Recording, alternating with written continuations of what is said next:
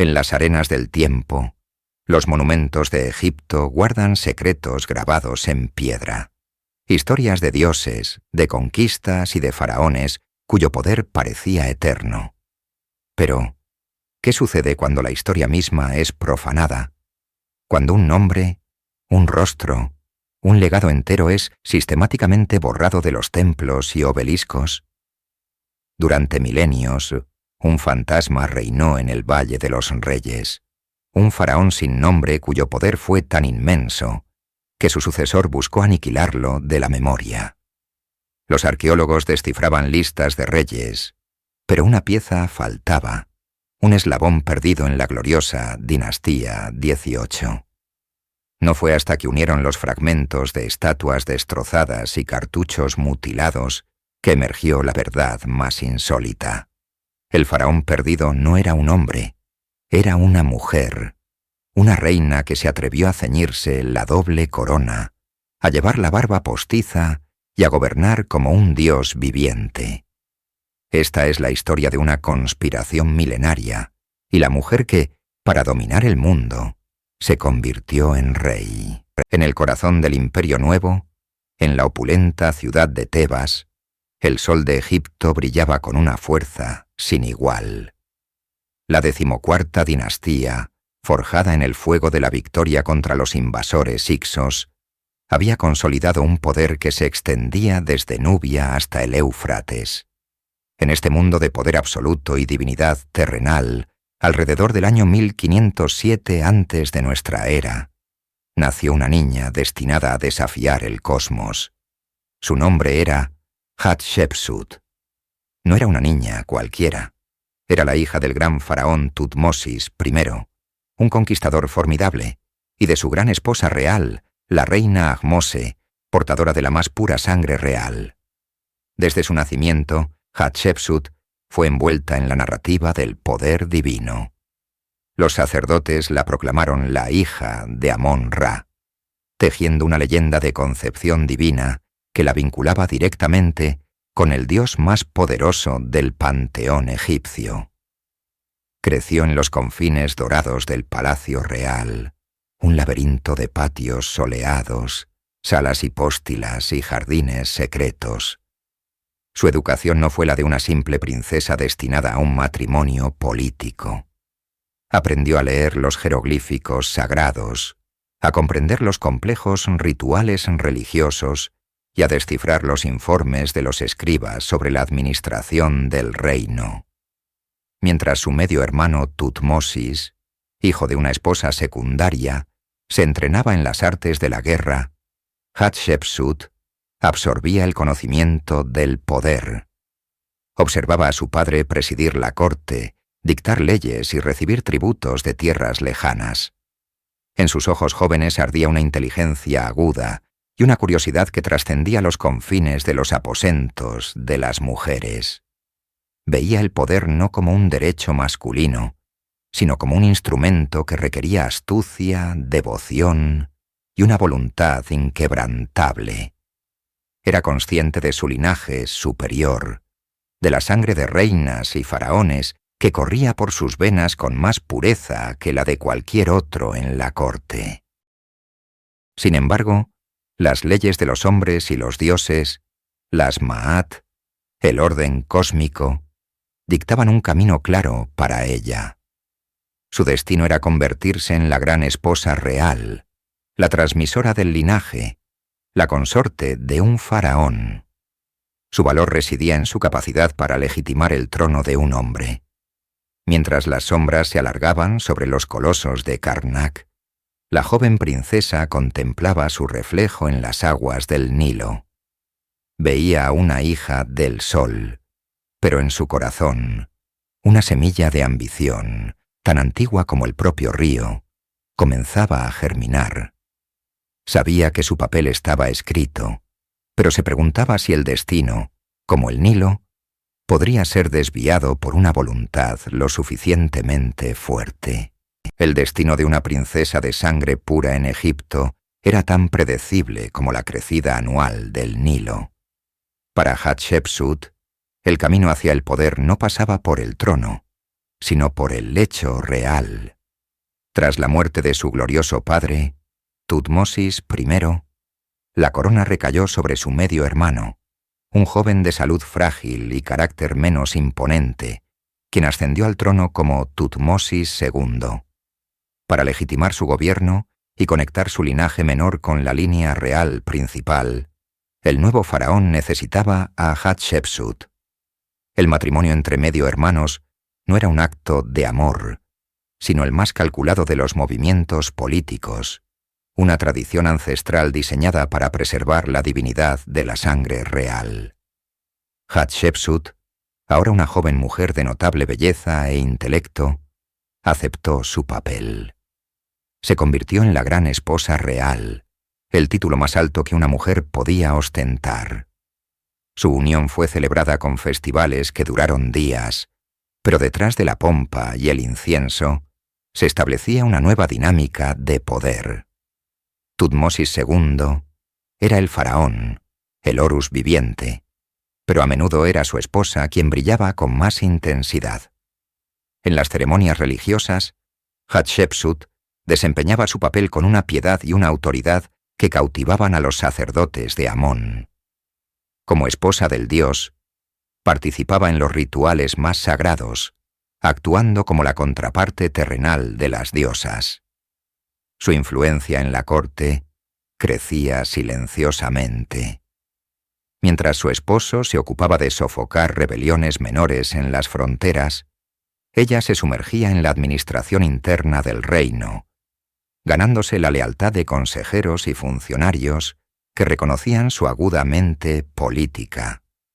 Su matrimonio le dio una hija, Neferura, a quien adoraba y educaba con el esmero de quien prepara una futura reina.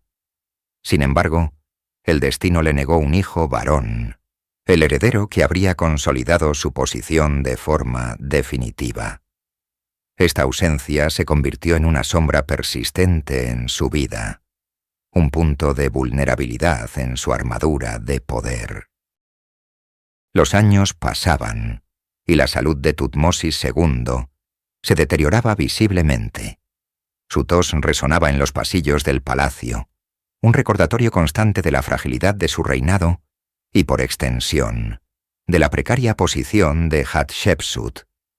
Ella era la reina, la mujer más poderosa de Egipto, pero su poder dependía enteramente de la vida del hombre que se sentaba a su lado en el trono. Con cada día que pasaba, la incertidumbre crecía. ¿Qué sería de ella y de su hija si el faraón moría sin un heredero claro de su linaje? El trono de las dos tierras, el centro del universo conocido, pronto podría quedar peligrosamente expuesto. El temido día llegó antes de lo esperado.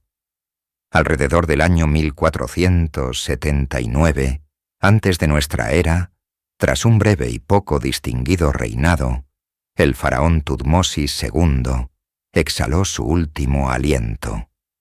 El luto oficial se apoderó de Tebas, pero tras los lamentos, rituales y las ceremonias de embalsamamiento, una corriente de pánico recorrió los pasillos del poder. Egipto se enfrentaba a su mayor crisis, un trono vacío. La estabilidad del imperio más grande del mundo pendía de un hilo.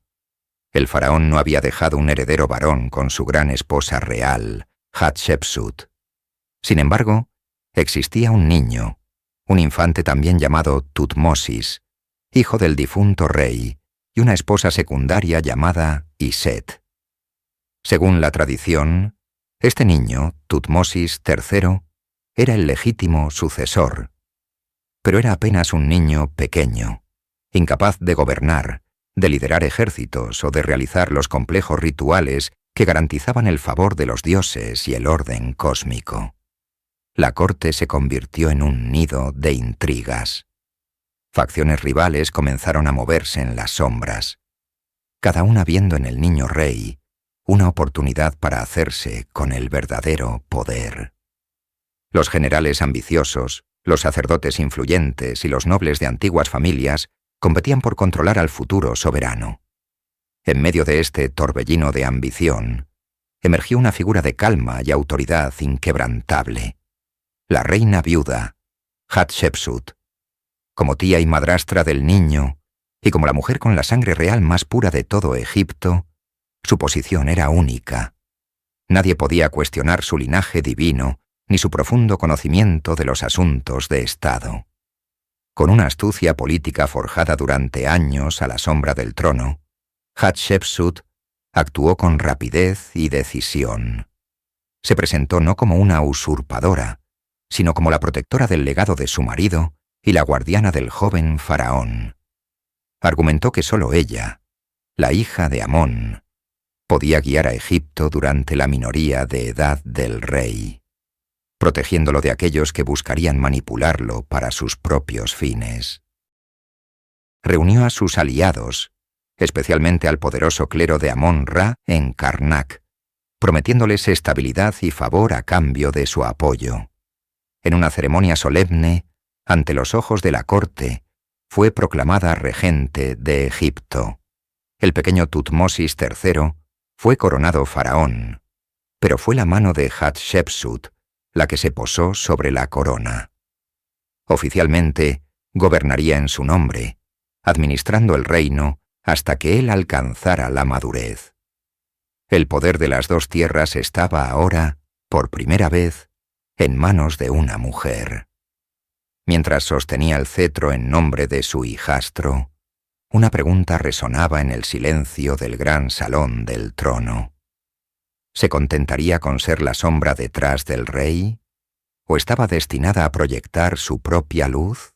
Los primeros años de la regencia de Hatshepsut fueron una clase magistral de gobierno.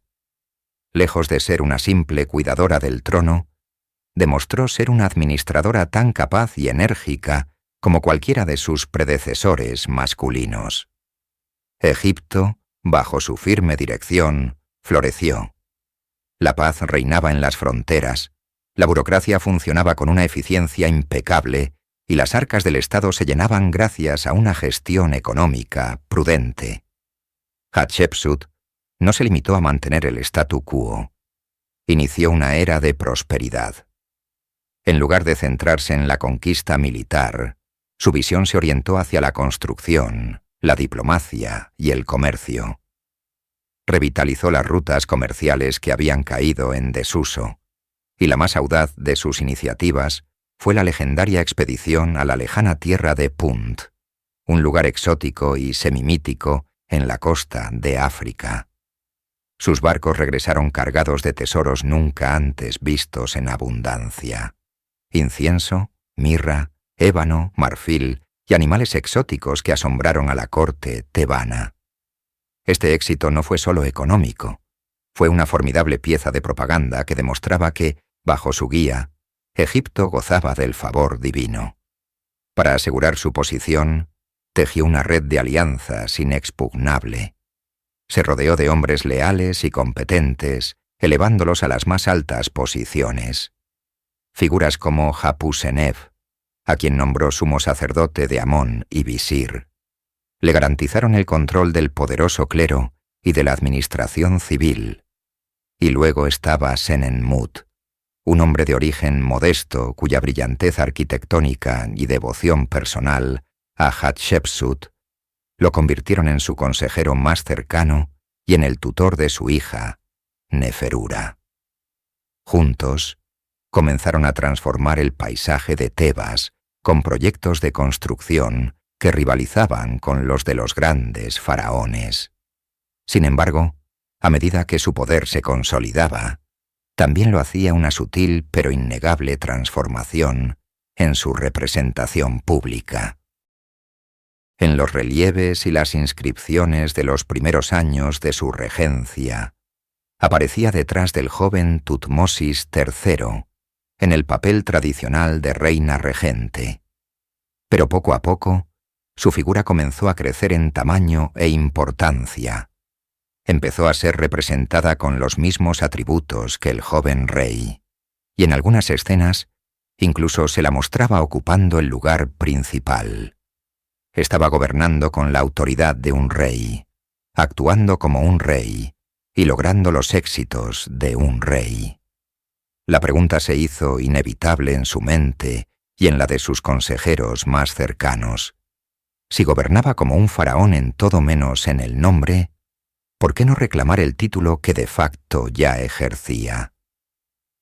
La regencia se estaba convirtiendo en una vestidura demasiado estrecha para su colosal ambición. El orden cósmico tenía sus reglas, pero Hatshepsut estaba a punto de reescribirlas. Tras 7 años como la fuerza indiscutible detrás del trono, Hatshepsut tomó una decisión que haría temblar los cimientos de la tradición egipcia. Ser regente, gobernar a través de un niño, ya no era suficiente. Para asegurar su legado y ejercer el poder sin intermediarios, necesitaba convertirse en aquello que ninguna mujer había sido antes, un faraón de pleno derecho. Fue un acto de audacia sin precedentes, una apuesta por el todo o nada que requería una legitimación extraordinaria. Hatshepsut y sus teólogos, liderados por Hapu-Senef, orquestaron una de las campañas de propaganda más sofisticadas de la antigüedad. Revivieron y embellecieron la historia de su nacimiento divino. En los muros de su futuro templo funerario, en Deir el-Bahari, hicieron tallar una narrativa sagrada. El gran dios Amón-Ra, tomando la forma de su padre Tutmosis I, visitó a la reina Ahmose para concebir con ella a un ser destinado a gobernar. El oráculo del dios la había designado como soberana. No estaba usurpando un trono, estaba cumpliendo una profecía divina. Con su derecho al trono firmemente establecido en la teología, dio el paso final. En una grandiosa ceremonia en el templo de Karnak, Hatshepsut fue coronada no como reina, sino como rey de los altos y bajos Egiptos. Adoptó la titular y completa de un faraón, con sus 5 nombres sagrados. Su nombre de trono fue Maatkare, que significa la justicia del espíritu de Ra. A partir de ese momento, en todos los documentos oficiales y monumentos públicos, se referían a ella con pronombres masculinos. Su transformación no fue solo titular, sino también visual. La iconografía del poder en Egipto era intrínsecamente masculina. Para ser reconocida como faraón, Hatshepsut debía ser representada como tal. Ordenó a sus artistas que la esculpieran y pintaran con todos los atributos de la realeza: el tocado, Nemes, la falda corta, Shendit, el torso descubierto y, lo más sorprendente de todo, la barba postiza ceremonial, el símbolo inequívoco de la monarquía. No se trataba de negar su feminidad en la vida real, sino de adoptar el uniforme simbólico del cargo más alto de la tierra. Se convirtió en un ser dual, una mujer en su palacio, un rey divino en piedra y papiro. El joven Tutmosis III no fue depuesto. Oficialmente, se convirtieron en corregentes, pero la dinámica del poder era clara.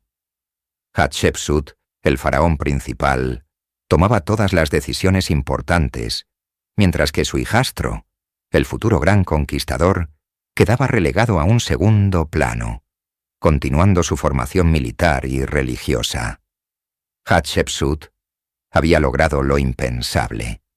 Se sentaba en el trono de Horus, una diosa hecha rey. Había roto con milenios de tradición, pero su audaz jugada había creado una situación inestable.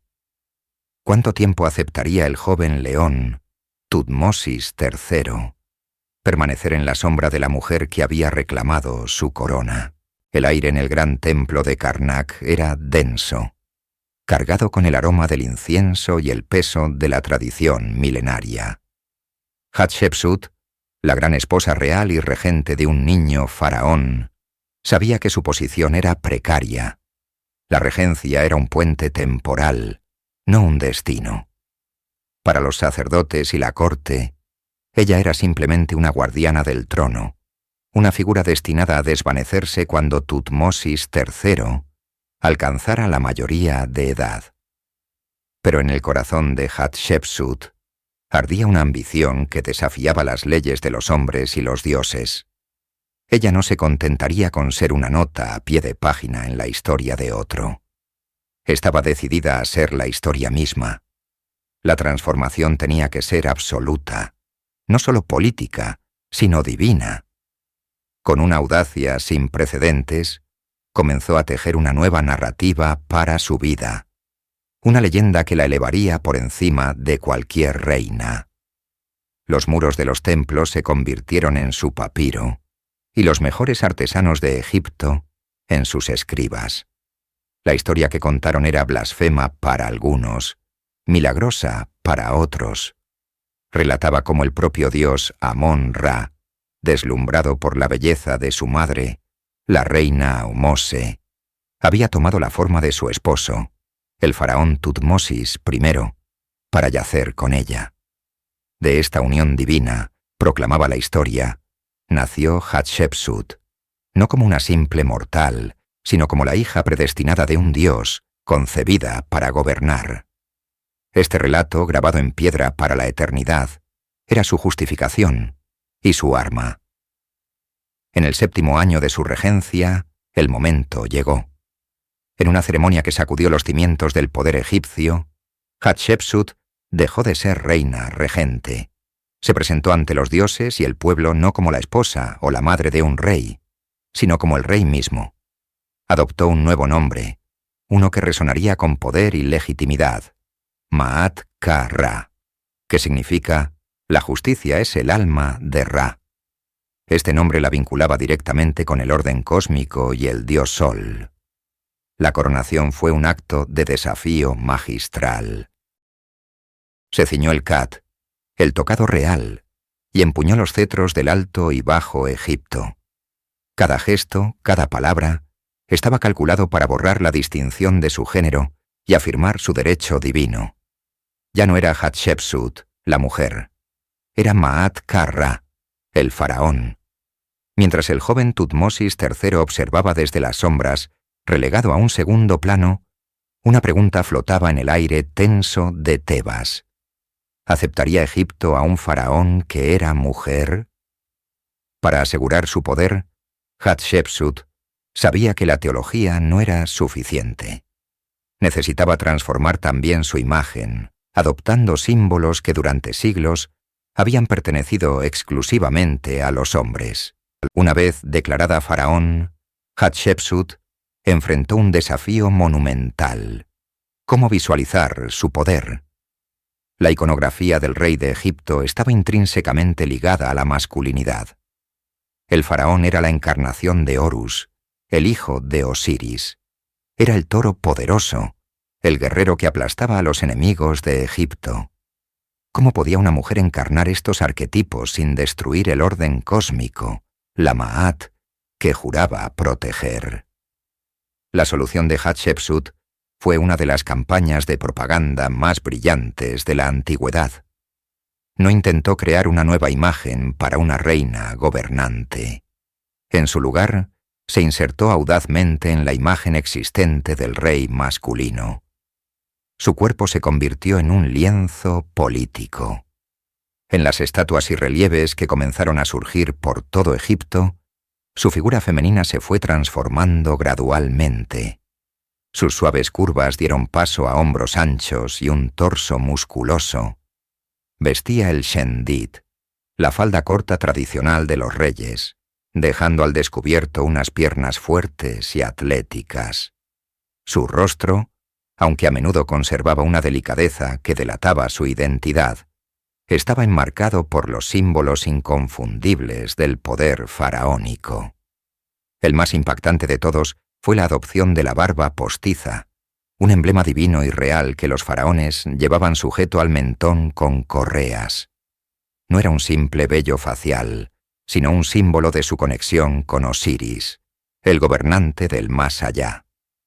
Al usarla, Hatshepsut no pretendía ser un hombre, sino trascender el género por completo, convirtiéndose en la manifestación de una realeza atemporal y divina. Empuñaba el cetro Heka y el mayal Nekhaja, las insignias de la autoridad pastoral y el dominio sobre la tierra y su gente. En su cabeza lucía la doble corona Pshent, que simbolizaba su control sobre el unificado Alto y Bajo Egipto, o el tocado Nemes, la icónica cubierta de tela a rayas. Esta transformación no fue instantánea, sino una evolución cuidadosamente orquestada. Las primeras representaciones la muestran como mujer con títulos de rey, pero las posteriores la presentan como un hombre en todos los aspectos. Incluso los jeroglíficos que la nombraban utilizaban pronombres masculinos. Era una ficción necesaria, un disfraz sagrado que le permitía ocupar el espacio de poder más exclusivo del mundo. Para la corte y el pueblo, ver a su reina adoptar la forma de un rey debió ser desconcertante y a la vez tranquilizador. Demostraba que, a pesar de su género, el linaje y la tradición continuaban. Pero mientras proyectaba esta imagen de fuerza inquebrantable, ¿quién era la mujer detrás de la máscara de piedra y oro? ¿Y quién era el genio que la ayudaba a orquestar esta magistral ilusión de poder? Detrás de cada gran gobernante, a menudo hay una figura en la sombra, un consejero cuya influencia moldea un reinado. Para Hatshepsut, esa figura fue Senenmut. Su historia es un testimonio del poder de la ambición y el intelecto en el antiguo Egipto. De orígenes humildes, posiblemente de un pequeño pueblo, Senenmut ascendió a través de las filas del ejército y la administración con una velocidad asombrosa. Su inteligencia aguda y su lealtad inquebrantable captaron la atención de Hatshepsut cuando ella aún era reina. Vio en él no solo un sirviente capaz, sino un alma gemela en ambición, una mente brillante que podía ayudarla a hacer realidad sus grandiosos planes. Cuando Hatshepsut se proclamó faraón, la fortuna de Senenmut se disparó. Acumuló más de 80 títulos, convirtiéndose en el hombre más poderoso de Egipto después de la propia faraón. Fue supervisor de todas las obras del rey, el arquitecto jefe de sus proyectos más ambiciosos. Fue administrador del templo de Amón, controlando la inmensa riqueza del sacerdocio más influyente. Y de manera crucial, fue nombrado tutor de la única hija de Hatshepsut, la princesa Neferura, un cargo de una confianza inmensa. Su relación, sin embargo, trascendía la política. Los susurros en los pasillos del palacio de Tebas hablaban de un vínculo mucho más profundo. Aunque no hay pruebas concluyentes, la evidencia circunstancial es poderosa. Senenmut se hizo construir una tumba secreta debajo del propio templo mortuorio de Hatshepsut, un privilegio sin precedentes que sugería un deseo de estar con ella incluso en la otra vida. En grafitis encontrados en una tumba inacabada, una figura masculina identificada como Senenmut aparece en una pose íntima con una faraón femenina. ¿Eran amantes? ¿O eran simplemente dos mentes excepcionales unidas en una formidable asociación política? Quizás ambas cosas. Juntos formaron un dúo imparable. Ella era la visionaria divina, y él, el maestro ejecutor que convertía sus sueños en piedra y realidad. Su influencia era tan grande que se le permitió incluir su propia imagen en los relieves del templo de su reina, otro honor inaudito para un no real. Pero el poder engendra envidia. La élite tebana, cuyas familias habían servido a los faraones durante generaciones, debió resentir profundamente el ascenso de este advenedizo.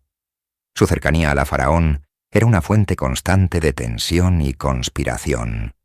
Y entonces, tan repentinamente como ascendió, Senenmut desaparece del registro histórico. Alrededor del año 16 del reinado de Hatshepsut, su nombre deja de aparecer en los documentos. Sus estatuas fueron atacadas y su tumba nunca fue utilizada. ¿Cayó en desgracia? ¿Fue víctima de una conspiración de la corte? ¿O simplemente murió de causas naturales? Su abrupto final sigue siendo uno de los mayores misterios del reinado de Hatshepsut, dejando una pregunta inquietante. ¿Qué le sucedió al hombre que se atrevió a amar a un faraón y a compartir su poder? En la orilla occidental del Nilo, frente a la bulliciosa ciudad de Tebas, se alza un monumento que desafía al tiempo. No es una pirámide que perfora el cielo, sino una sinfonía de terrazas y columnatas que emerge de los acantilados de piedra caliza. Su nombre es Djeser-Djeseru, el sublime de los sublimes. Este es el templo mortuorio de Hatshepsut, su mayor legado arquitectónico y la obra maestra de su confidente, Senenmut. El templo es una declaración audaz de poder y piedad. A diferencia de los templos funerarios anteriores, ocultos y sombríos, Deir el-Bahari es una estructura abierta y luminosa, diseñada para ser vista y admirada desde el otro lado del río, alineada perfectamente con el gran templo de Amón en Karnak. Era un puente entre el mundo de los vivos y el de los dioses, un teatro sagrado donde se celebraría eternamente el culto a la faraón. Su diseño, atribuido al genio de Senenmut, era revolucionario. 3 amplias terrazas se elevan mediante rampas monumentales, flanqueadas por pórticos con pilares cuadrados y redondos que crean un impresionante juego de luces y sombras. Los jardines que una vez adornaron estas terrazas contenían árboles de incienso exóticos, traídos de una tierra lejana, llenando el aire con una fragancia divina. Pero la verdadera maravilla de Deir el-Bahari reside en sus muros. Más que un simple edificio, el templo es la autobiografía en piedra de Hatshepsut. Sus paredes están cubiertas con más de 200 relieves exquisitamente tallados y pintados que narran la historia que ella quería que el mundo recordara. Aquí, la narrativa de su nacimiento divino se muestra en todo su esplendor. El dios Amón visitando a su madre, la promesa de su futuro reinado y su presentación a los otros dioses que la reconocen como su igual. Otra sección celebra su coronación, legitimando su ascenso al trono con cada golpe de cincel. Los relieves son una obra maestra de propaganda, diseñados para cimentar su derecho a gobernar y borrar cualquier duda sobre su legitimidad. Cada visitante, cada sacerdote, cada peregrino que caminara por sus pasillos sería adoctrinado en la historia de la faraón Maat-Karra. Era su evangelio personal, su reclamo a la inmortalidad. La construcción de un monumento tan colosal fue una empresa titánica que empleó a miles de canteros, escultores y artistas, revitalizando la economía y demostrando la prosperidad de su reinado. Era la prueba tangible de que Egipto florecía bajo su mandato pacífico. Sin embargo, entre todas las historias gloriosas grabadas en estas paredes, una destaca por su audacia y ambición, un relato de un viaje a los confines del mundo conocido. Es la historia de una expedición legendaria a una tierra de mitos y riquezas, un viaje que se convertiría en la joya de la corona de su pacífico y próspero reinado. El reinado de Hatshepsut no se definió por conquistas militares, sino por la paz, la prosperidad y una audaz diplomacia. El pináculo de esta política fue su legendaria expedición a la lejana y misteriosa tierra de Punt. Para los egipcios, Punt era un lugar semimítico, una tierra de los dioses de donde provenían los lujos más preciados, el incienso y la mirra, esenciales para los rituales religiosos. Durante generaciones, el contacto había sido esporádico, pero Hatshepsut, guiada por lo que ella afirmaba ser un oráculo del dios Amón, decidió restablecer el vínculo a una escala nunca antes vista. Los relieves de su templo en Deir el-Bahari narran el viaje con un detalle extraordinario. Vemos la construcción de una flota de 5 grandes barcos de alta mar, un logro naval impresionante para la época. Las naves, cargadas con bienes egipcios para el comercio, como armas, joyas y cerveza, zarparon desde el Nilo, fueron transportadas por tierra hasta el Mar Rojo y se lanzaron hacia lo desconocido. El viaje fue largo y lleno de peligros, pero finalmente los barcos egipcios llegaron a las costas de Punt, probablemente ubicadas en la actual Eritrea o Somalia. Los relieves representan vívidamente el encuentro entre las dos culturas. Los egipcios, liderados por el enviado real Negesi, son recibidos por el jefe de Punt, Parehu, y su esposa, notablemente representada con una figura corpulenta. El intercambio fue pacífico y exitoso. Los egipcios ofrecieron sus productos y, a cambio, recibieron tesoros que deslumbrarían a la corte de Tebas. La expedición no solo trajo resinas aromáticas. Los barcos regresaron cargados de ébano, marfil, oro, cosméticos, pieles de leopardo y animales exóticos como monos y jirafas. Pero el mayor tesoro, el más simbólico, fueron 31 árboles de mirra vivos, con sus raíces cuidadosamente empaquetadas en cestas. Hatshepsut los plantaría en los jardines de su templo, trayendo físicamente la santidad de la tierra de los dioses a Egipto. El regreso de la flota fue un triunfo nacional. Los relieves muestran una gran procesión hacia el templo de Karnak, donde Hatshepsut presenta las riquezas de Punt a un complacido Amón-Ra. El éxito de la expedición fue una prueba irrefutable de su piedad y de los favores divinos que gozaba. Consolidó su imagen como una faraón que traía bendiciones y abundancia a su pueblo, no a través de la guerra, sino del comercio y la exploración.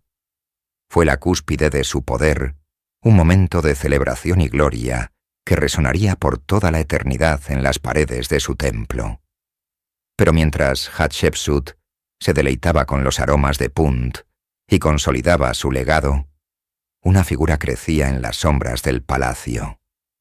El joven Tutmosis III, el faraón legítimo al que ella había eclipsado, ya era un hombre, un líder militar entrenado y ansioso. El tiempo de espera estaba llegando a su fin, y la era de paz y prosperidad podría estar a punto de enfrentarse a la impaciente ambición de un rey olvidado. Bajo el sol de Hatshepsut, Egipto floreció como nunca antes. Los años de su reinado no se midieron en batallas, sino en la abundancia de las cosechas del Nilo y en la majestuosidad de las piedras que se alzaban hacia los dioses. La faraona, consolidada en su poder, demostró que la grandeza de un imperio no residía únicamente en la conquista, sino en la diplomacia, el comercio y la creación. Su logro más célebre fue la legendaria expedición a la tierra de Punt, un paraíso semimítico en la costa de África. No envió soldados, sino comerciantes y diplomáticos.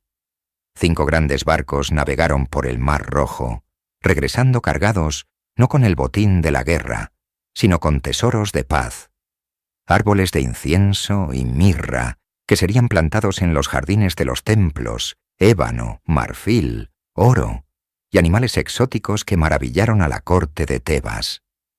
Esta hazaña, meticulosamente documentada en los relieves de su templo, no era solo una misión comercial, era una declaración de intenciones.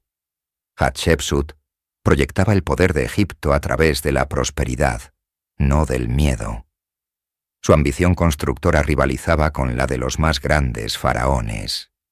En la orilla occidental de Tebas, frente a la grandiosidad del templo de Karnak, ordenó la creación de su obra maestra, el Yeser Yeseru, el sublim de los sublimes. Este templo mortuorio, excavado en los acantilados de Deir el-Bahari, era una sinfonía de terrazas ascendentes, columnatas elegantes y relieves de una finura sin precedentes. Supervisado por su arquitecto y confidente, Senenmut, el templo no solo era un lugar para su culto póstumo, sino una autobiografía en piedra, narrando su nacimiento divino y los triunfos de su reinado. El arte de su época reflejaba su gobierno, sereno, elegante y equilibrado. Las estatuas la mostraban con la dualidad de su poder, a veces como una mujer grácil, otras con la barba postiza y el físico masculino de un rey. Egipto vivía una edad de oro. La riqueza fluía por el Nilo. Los templos se enriquecían. El pueblo vivía en una estabilidad duradera y la cultura alcanzaba nuevas cotas de refinamiento. Hatshepsut había demostrado que una mujer podía gobernar no solo como un hombre, sino que podía llevar a Egipto a una era de esplendor que sería recordada durante milenios, un legado que parecía tan imperecedero como las montañas de Tebas. Su nombre, Matkara, la justicia es el alma de Ra. Resonaba en cada rincón del reino como una promesa de orden y prosperidad eterna. La faraona estaba en la cúspide de su gloria, una estrella brillante en el firmamento egipcio, aparentemente inalcanzable e indestructible. Mientras Hatshepsut cubría Egipto de monumentos a la paz, en las sombras de la corte crecía una fuerza contenida, un poder latente que esperaba su momento. Tutmosis III, el heredero legítimo, ya no era el niño que su tía había apartado del trono. Era un hombre joven, forjado en la disciplina militar, cuyo linaje le llamaba a la gloria de la batalla, no a la supervisión de rutas comerciales. Su vida transcurría lejos del centro del poder en Tebas, entre los cuarteles y los campos de entrenamiento. Allí, rodeado de soldados y generales veteranos que recordaban las conquistas de su padre y su abuelo, Tutmosis aprendía el arte de la guerra. Estudiaba tácticas, dominaba el arco y el carro de combate, y escuchaba con anhelo las historias de los días en que el poder de Egipto se medía por la cantidad de territorios sometidos. Para él, cada nuevo obelisco erigido por Hatshepsut era un recordatorio de la gloria marcial que se le estaba negando. Su relación con la faraona era un complejo tapiz de respeto obligado y resentimiento silencioso. Oficialmente, era el corregente.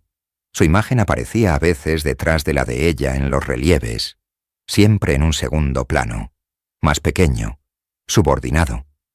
Asistía a las ceremonias, cumplía con sus deberes rituales, pero sus ojos delataban una impaciencia feroz. Observaba, aprendía y callaba. Estudiaba su forma de gobernar, la lealtad que inspiraba, la intrincada red de alianzas que había tejido en la corte. Admiraba su astucia, pero despreciaba su política exterior. Mientras ella plantaba árboles de incienso, él soñaba con plantar estandartes egipcios en tierras extranjeras. La larga espera era una prueba de fuego para su carácter. Cada año que pasaba en el poder su tía era un año robado a su propio destino. En su interior, la ambición ardía como un fuego lento, pero inextinguible. Se rodeó de un círculo de oficiales leales que compartían su visión de un Egipto expansionista y militarista. No conspiraba abiertamente, pues el poder de Hatshepsut era absoluto y su red de espías eficiente. Pero su presencia era una promesa constante de cambio. Él era el futuro, un futuro de acero y conquista que contrastaba radicalmente con el presente dorado y pacífico de Hatshepsut. Desde los patios de armas, el joven Tutmosis miraba hacia el horizonte, hacia las tierras de Mitanni y el Levante, y sabía que su tiempo llegaría. Solo tenía que esperar a que la estrella de la faraona comenzara, por fin, a declinar. La paz que reinaba en las fronteras de Egipto no se reflejaba en los pasillos del palacio de Tebas. Detrás de las sonrisas corteses y las reverencias ceremoniales, se tejía una red de susurros y ambiciones ocultas. La edad de oro de Hatshepsut aunque brillante en la superficie, albergaba corrientes subterráneas de descontento. El poder de la faraona, aunque inmenso, no era incontestado. Su principal foco de oposición se encontraba entre los sacerdotes más conservadores del culto a Amón-Ra. Aunque Hatshepsut había enriquecido sus templos y respetado sus rituales, su propia ascensión era una anomalía que desafiaba la tradición de un rey masculino. Veían con recelo la desmedida influencia de figuras como Senenmut, un hombre de origen humilde elevado a las más altas esferas del poder. ¿Acaso este arquitecto no acumulaba demasiados títulos y riquezas? ¿No era su cercanía a la faraona una afrenta a la nobleza y al clero? Las intrigas se alimentaban de la envidia. Familias nobles que habían perdido influencia con la llegada de los hombres de confianza de Hatshepsut esperaban una oportunidad para restaurar su posición. Veían en el joven Tutmosis III no solo al heredero legítimo, sino un vehículo para sus propias aspiraciones. En reuniones secretas, a la luz de las lámparas de aceite, se discutía el futuro, se forjaban alianzas y se sembraban las semillas de la traición. Los generales del ejército también formaban un bloque de poder silencioso. Respetaban a la faraona, pero anhelaban la acción. Las campañas militares no solo traían gloria a Egipto, sino también riquezas y ascensos para ellos. Apoyaban en secreto a Tutmosis III, el príncipe guerrero que prometía devolver a los soldados al campo de batalla, donde creían que pertenecían. Hatshepsut no era ajena a estas tensiones. Su red de informantes la mantenía al tanto de los murmullos, de las lealtades dudosas. Tuvo que navegar con una astucia política consumada, equilibrando facciones, otorgando favores a unos para aplacar a otros y manteniendo a sus potenciales enemigos lo suficientemente cerca para vigilarlos.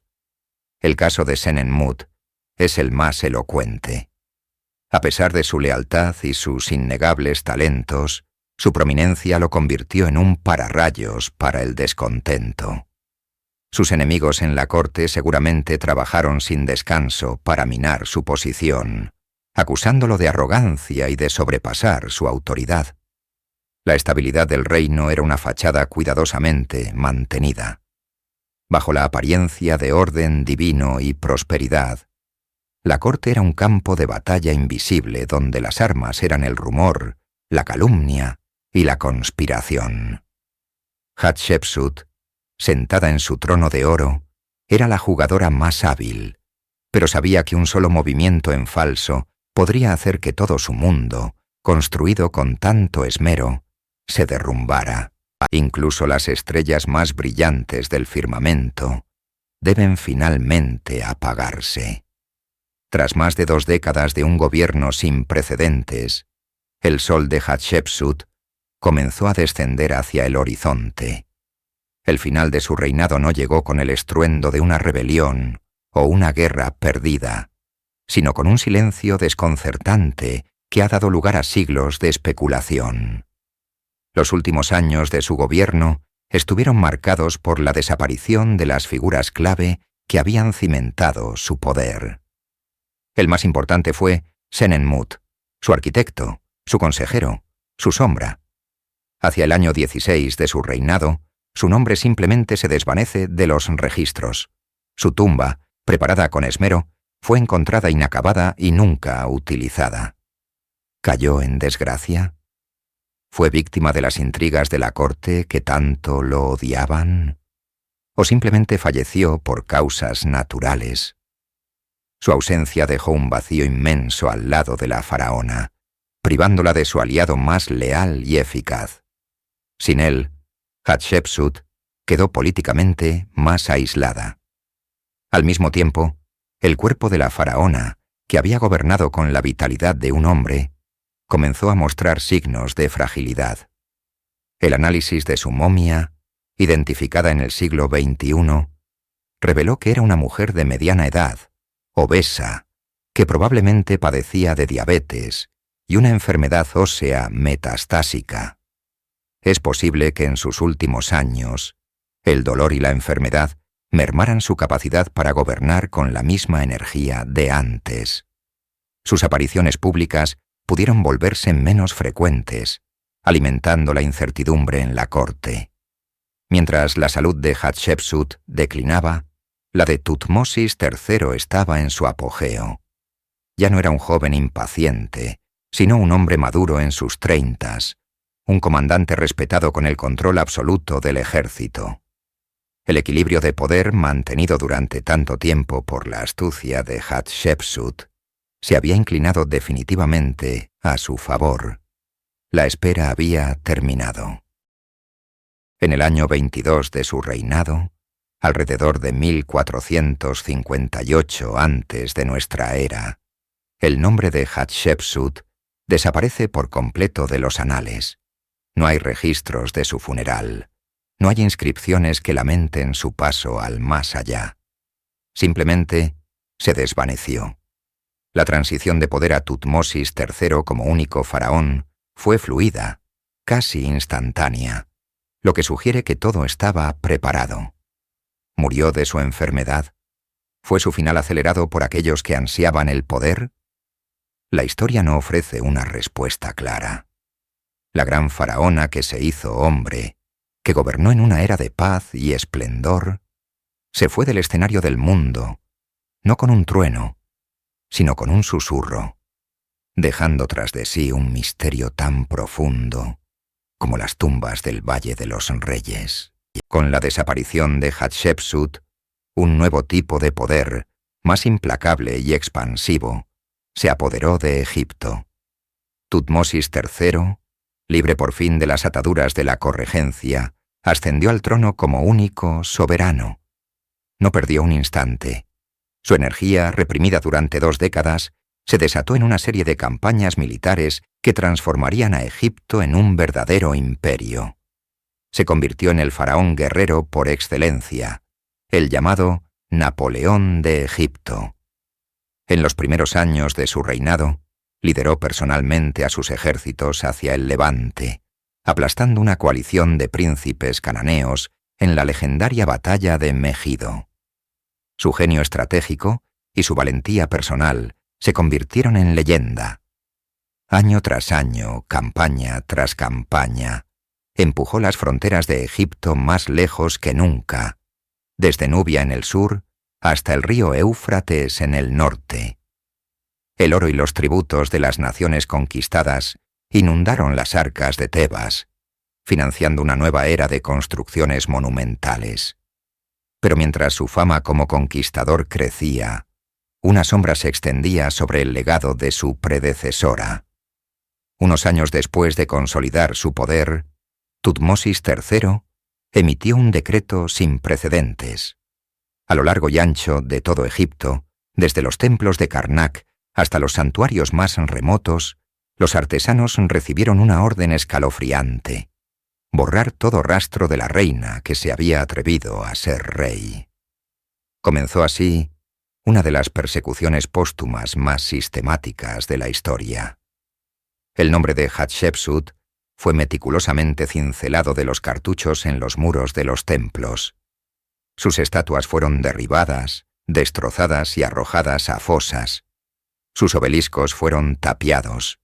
En muchos lugares, su imagen fue reemplazada por la de su padre, Tutmosis I, su difunto esposo, Tutmosis II, o por la del propio Tutmosis III, en un intento de reescribir la historia y crear una línea de sucesión masculina ininterrumpida. ¿Fue esto un acto de pura venganza personal, el resentimiento acumulado de un heredero largamente humillado? Sin duda, había un componente personal, pero la razón era más profunda y política. La existencia de Hatshepsut como faraón exitoso creaba un precedente peligroso que desafiaba el orden cósmico, la Ma'at, que dictaba que el trono de Horus pertenecía a un hombre. Al borrarla, Tutmosis III no solo atacaba a la mujer, sino a la idea de que una mujer pudiera gobernar. Era una advertencia para las futuras generaciones de mujeres reales. La tragedia final de Hatshepsut no fue su misteriosa desaparición, sino este intento de aniquilar su memoria. El faraón que trajo a Egipto una paz y prosperidad sin igual fue condenado al olvido por el faraón que le trajo una gloria militar sin precedentes. Su historia fue enterrada bajo la arena, esperando casi 3 milenios para que los egiptólogos modernos, como detectives del tiempo, volvieran a juntar las piezas y le devolvieran su legítimo lugar en la historia. El Nilo había visto crecer y menguar el poder de muchos faraones. Tutmosis III, el gran conquistador, el Napoleón de Egipto, se encontraba en la cima de su gloria. Habían pasado casi 20 años desde que la regente, la reina, la faraona Hatshepsut, había partido hacia el reino de Osiris. Durante 2 décadas, él había gobernado solo, llevando a los ejércitos de Egipto más lejos que nunca, forjando un imperio vasto y temido. Sin embargo, una sombra se cernía sobre su legado, una sombra con la forma de una mujer con barba postiza y el doble cetro de las 2 tierras.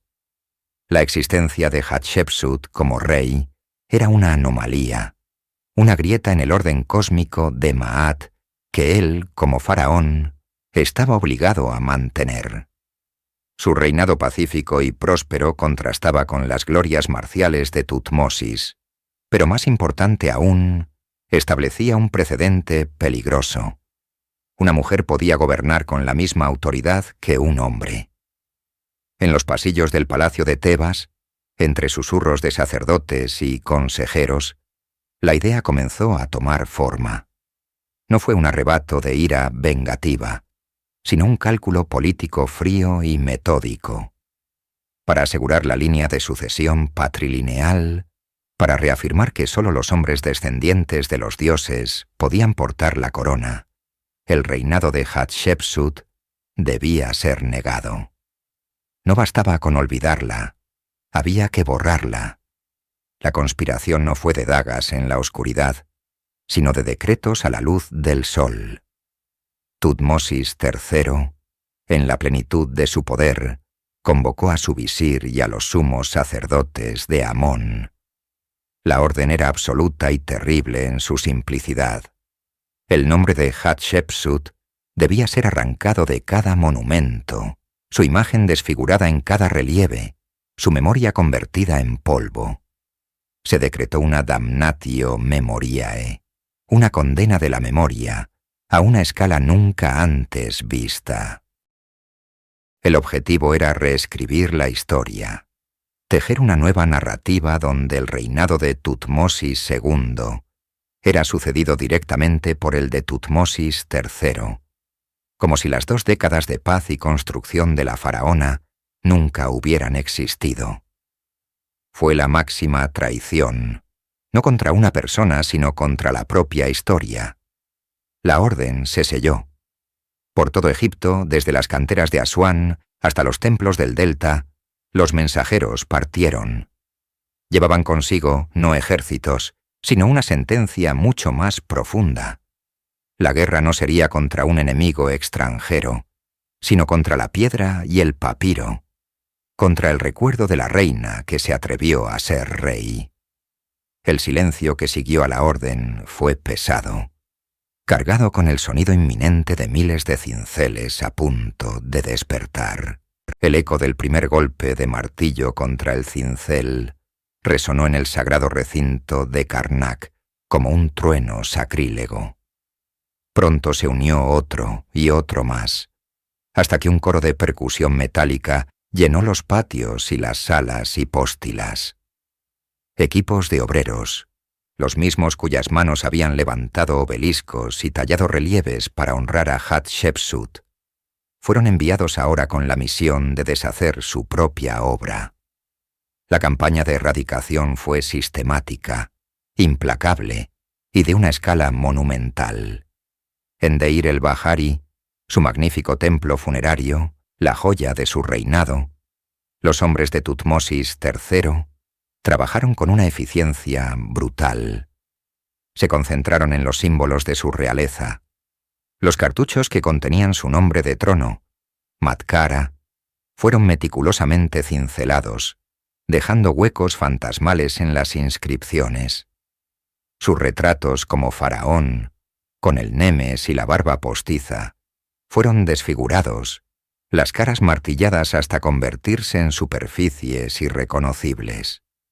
Las estatuas de granito y caliza que la mostraban como un rey sereno, como una esfinge poderosa o como la encarnación de Osiris, fueron derribadas de sus pedestales. No las pulverizaron, sino que las rompieron en pedazos y las enterraron en fosas cerca del templo, un entierro sin honor para una divinidad caída. La ironía era palpable.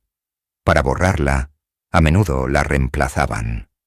Donde estaba su figura, los artesanos tallaban la de su padre, Tutmosis I, o la de su esposo, Tutmosis II, o más comúnmente, la del propio Tutmosis III. La historia se estaba reescribiendo en la misma piedra que contaba la versión original. Los obeliscos de Karnak, los monolitos más altos de Egipto en su tiempo, presentaban un desafío particular. Borrar sus inscripciones a tal altura era casi imposible. En su lugar, Tutmosis III ordenó construir un muro a su alrededor, ocultándolos de la vista, emparedando el legado de su predecesora. Fue un acto de negación arquitectónica. Esta destrucción no fue un acto de vandalismo aleatorio, fue una cirugía precisa y estatal. Cada jeroglífico, cada imagen, cada mención de su nombre en los anales del templo fue cazada y eliminada. El objetivo era crear una amnesia colectiva, asegurar que las generaciones futuras nunca supieran que una mujer había gobernado como rey con tal esplendor y autoridad. Mientras los fragmentos de sus estatuas caían y el polvo de su nombre llenaba el aire, la pregunta persistía. ¿Podía la memoria ser realmente destruida tan fácilmente? En las sombras de un relieve dañado, el contorno de una figura femenina aún era visible, un espectro en la piedra esperando pacientemente a ser redescubierto. 3 milenios después, el sol de Egipto iluminaba a una nueva clase de exploradores. Armados no con lanzas, sino con cuadernos y pinceles, los egiptólogos del siglo XIX se enfrentaban a un enigma que desafiaba su comprensión de la historia faraónica. Mientras Jean-François Champollion y sus sucesores descifraban los secretos de los jeroglíficos, se toparon con un periodo desconcertante en la dinastía XVIII.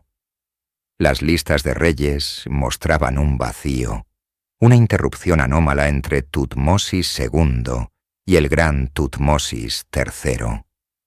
En los muros de los templos, especialmente en la deslumbrante estructura de Deir el-Bahari, encontraban evidencia de un gobernante poderoso y longevo, un constructor prolífico cuyo nombre había sido sistemáticamente borrado. Los cartuchos vacíos eran como heridas en la piedra, testimonios silenciosos de una censura antigua. El misterio se profundizó cuando notaron extrañas inconsistencias gramaticales. En algunas inscripciones que sobrevivieron a la purga, los pronombres y sufijos femeninos estaban asociados con títulos reales masculinos. Era un rompecabezas lingüístico. ¿Quién era este rey fantasma? Los primeros eruditos, como Carl Richard Lepsius, estaban perplejos. Teorizaron sobre una corregencia complicada o un rey débil cuya memoria fue despreciada. La idea de que una mujer pudiera haber ostentado el título completo de faraón, rey del Alto y Bajo Egipto, era tan ajena a su visión victoriana del mundo como lo había sido para los sucesores de Hatshepsut. Simplemente no encajaba en el paradigma. Deir el-Bahari era la clave. El templo, atribuido a este rey sin nombre, contaba la historia de una expedición divina a la lejana tierra de Punt y de un nacimiento milagroso, en el que el dios Amón visitaba a la reina para engendrar a su heredero. Pero el rostro y el nombre del protagonista principal habían sido borrados. Era como leer una novela a la que le hubieran arrancado el nombre del personaje principal de cada página. La historia estaba allí, pero su héroe, o heroína, era un espectro. Lentamente, pieza por pieza, los egiptólogos comenzaron a ensamblar la verdad. En rincones ocultos, en lugares que los censores habían pasado por alto, encontraron cartuchos intactos. El nombre que revelaron era casi increíble: Hatshepsut, el nombre de la gran esposa real de Tutmosis II. La evidencia sugería lo impensable, que la reina se había convertido en rey. Pero era una teoría tan radical, tan contraria a todo lo que se sabía, que se encontró con un escepticismo considerable. Para probarlo, necesitaban más que inscripciones dañadas. Necesitaban encontrar a la reina misma. El fantasma tenía un nombre, pero aún no tenía rostro ni cuerpo. El Valle de los Reyes, un cementerio real horneado por el sol, guardaba sus secretos celosamente. En 1903, el arqueólogo Howard Carter, años antes de su famoso descubrimiento de la tumba de Tutankamón, abrió una pequeña tumba sin decorar, designada como KV60. Dentro, el hallazgo fue considerado menor. No había oro ni tesoros deslumbrantes, solo 2 sarcófagos y 2 momias femeninas.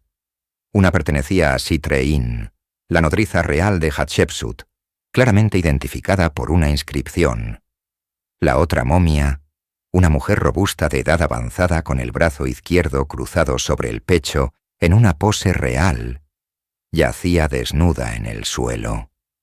Sin nombre y sin ajuar funerario, fue catalogada como un misterio secundario y la tumba fue sellada de nuevo, cayendo en el olvido durante casi un siglo. La búsqueda de la momia de Hatshepsut continuaba siendo uno de los mayores desafíos de la egiptología. Su tumba oficial, KV20, había sido encontrada saqueada y vacía de su cuerpo. El paradero de la gran faraona era desconocido. El enigma de KV60 resurgió a principios del siglo XXI. El egiptólogo Zahi Hawass, convencido de que la momia anónima podría ser la reina perdida, reabrió la investigación.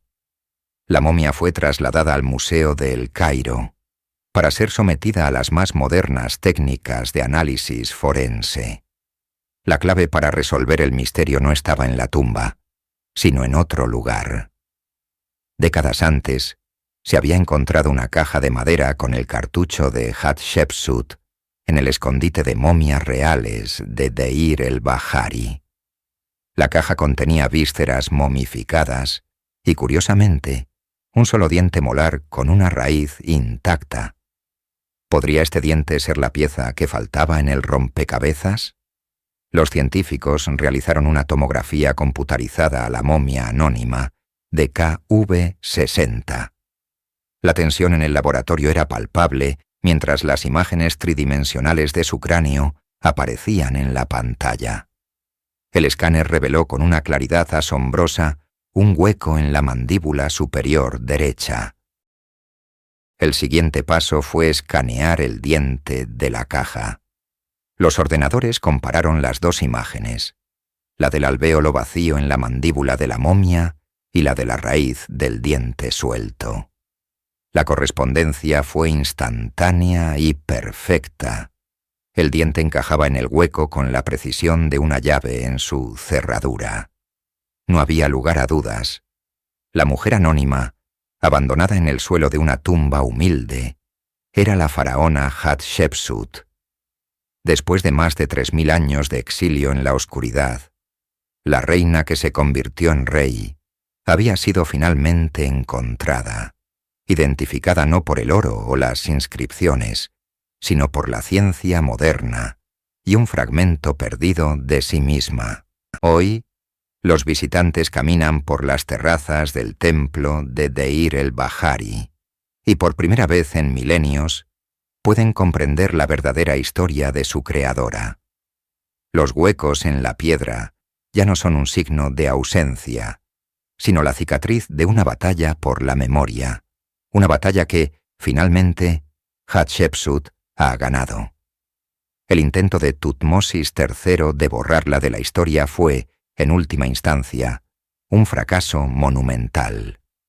Su agresión póstuma, aunque exitosa durante 3000 años, no pudo destruir la verdad grabada en la piedra.